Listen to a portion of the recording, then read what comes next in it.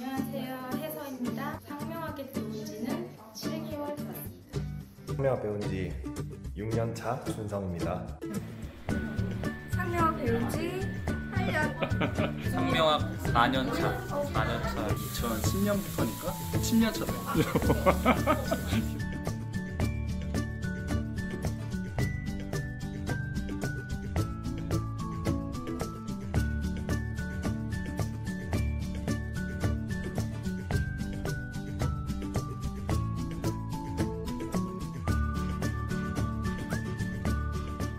이 이치가 직장 생활에서 누군가 불편한 사람들과 대할 때 자기 대인관계적 접근하고 그대로 이어져요. 이게 왜 이어지냐? 보통 사람들은 직장 생활에 힘들다고 얘기하면서 직장 생활에서 자신을 미워하거나 좀 싫은 소리를 하거나 무례하게 굴거나 자기를 자꾸 괴롭히거나 신경 쓰이게 하거나 인사하면 인사를 안 받아준다거나 말을 끊는다거나 이런 식으로 힘들게 하는 사람을 중심으로 회사 생활을 해요. 그래서 어떤 잘못을 일으키냐면 한심포차에서 계속 주변 테이블 살피면서 저 여자한테 말을 걸까, 저 테이블 가서 말을 걸까, 이렇게 말을 걸려고 여기 술 먹으러 온 남자구나라는 걸 들통나는 것처럼 저 사람이 나로 인해서 신경 쓰이고 있구나라는 걸 당신이 들키게 됩니다. 상대방을. 이해되셨어요? 이게 바로 악의적 나르시시스트들의 레이더망에 걸리고 그들한테 힘을 실어주는 결과예요. 예전에 제가 악의적 나르시시스트들의 전형적인 특징을 말씀드린 적이 있었죠. 타인의 감정을 흔들어서 그것을 통해 관계적 우위와 영향력을 획득하는 것. 그러니까 누군가로 하여금 쉽게 얘기하면 불편하고 신경 쓰이고 거슬리고 힘들게 만들어서 그래 힘들잖아. 내가 너한테 자꾸 잘 안 하니까 너 나랑 지내기 힘들지. 그럼 어떻게 되겠어? 당신이 잘하는 수밖에 없잖아요. 그 사람하고 잘 지내는 수밖에 없잖아요. 그런 식으로 관계의 리드를 이끌어내는 사람들이 악의적 나르시시스트란 말이에요. 그러니까 그런 사람들을 당신이 신경 쓰여하고 힘들어하고 주시하고 있고 거기에 예민하게 반응하고 있다는 걸 들킨다는 자체가 이미 첫 단추를 제대로 낄 수 없다는 뜻이에요. 이해하셨어요?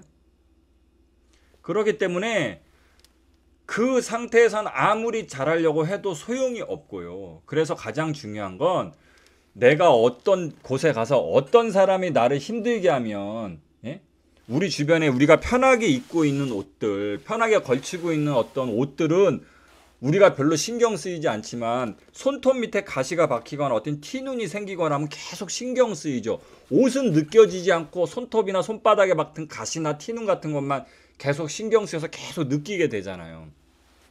그럼 우리가 여기에 신경 쓰일 때 옷을 안 입고 있는 거냐 하면 아니잖아요. 옷 입고 있잖아요. 직장 생활에 나를 힘들게 하는 사람이 있다고 해서 직장생활이나 사회생활, 단체생활하는 그곳에 내가 얼마든지 행복하게 대화를 걸고 유쾌한 분위기로 만들어서 즐겁게 관계를 맺을 수 있는 사람이 없느냐 하면 아니라는 거죠.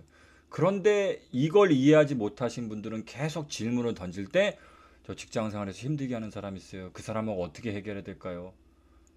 그 티눈에 박혀갖고 계속 거기서부터 뱅뱅뱅 돌면서 밖을 못 벗어나가는 그런 개념으로 출발하는 거죠. 그러니까 계속 직장생활에 당신이 있을 때마다 그 사람이 그 한 공간에 있는 것만으로 당신은 계속 신경 쓰여하고 불편해하고 거슬려하고 그러니까 어떻게 하면 해결할 수 있어요? 어떻게 하면 그 사람하고 잘 지낼 수 있어요? 어떻게 하면 그 사람이 나한테 잘하도록 만들 수 있을까요? 어떻게 하면 그 사람 때문에 제가 안 힘들 수 있을까요? 라는 질문만 계속 해대는 거예요. 당신이 그 질문을 계속 해대고 있는 그 상태에서는 그 어떤 방법도 소용이 없어요. 왜냐? 이미 그 판 자체, 그 흐름 자체가 악의적 나르시시스트들이 가장 힘을 발휘할 수 있는 그 판이기 때문에. 아니 씨름 선수하고 내가 삿바메고 모래판에 올라가서 어떻게 씨름 선수를 이기고 나는 키는 작은데 농구 선수 키 큰 사람하고 어떻게 농구 경기를 해서 이길 수가 있어요. 내가 그 판 위에 있으면 그 사람을 못 이기는 거란 말이에요.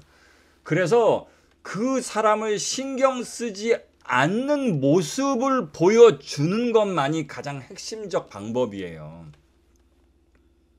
이해하셨어요?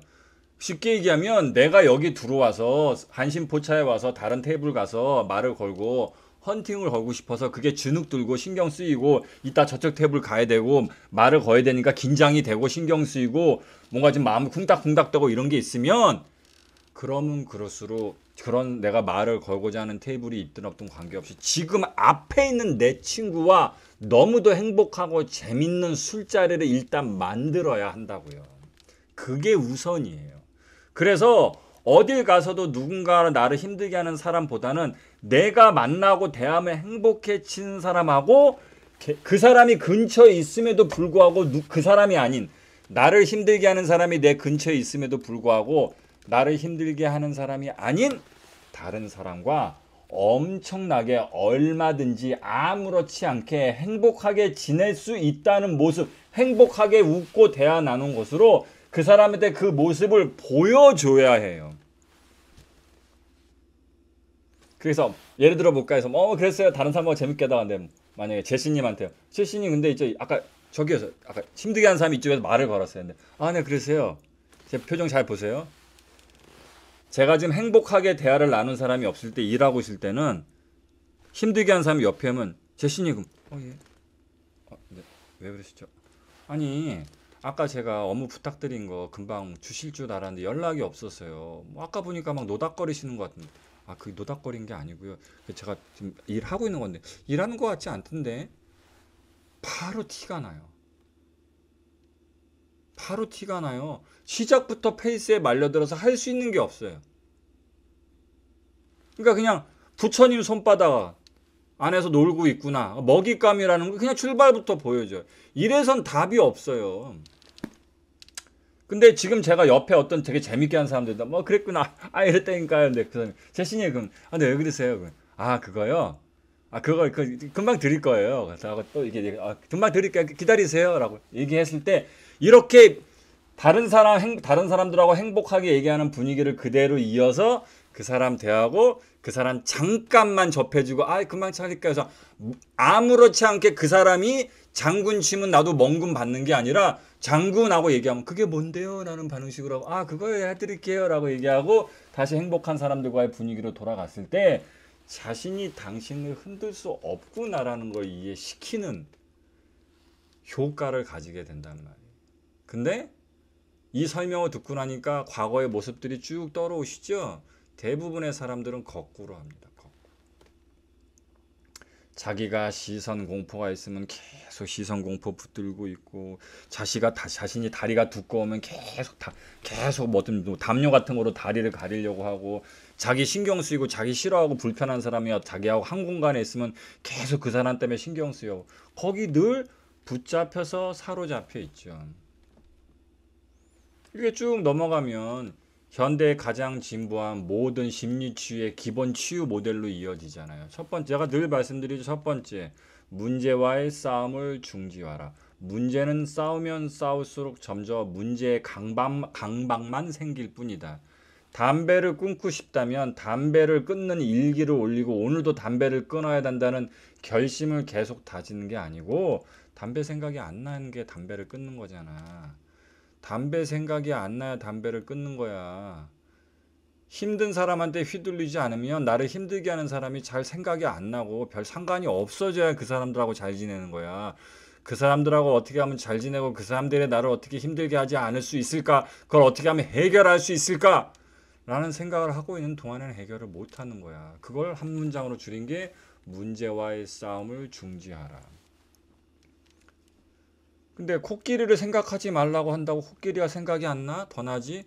그러니까 뭐하러 코끼리를 생각하지 마 이러고 있냐고요. 원숭이하고 놀면 되지. 친구들하고 놀면 되지. 재밌는 거 보면 되지. 그렇죠? 그래서 문제와의 싸움을 중요하라. 두 번째가 그래서 문제에 부여하는 중요성을 낮추어라. 둘 다 같은 얘기예요.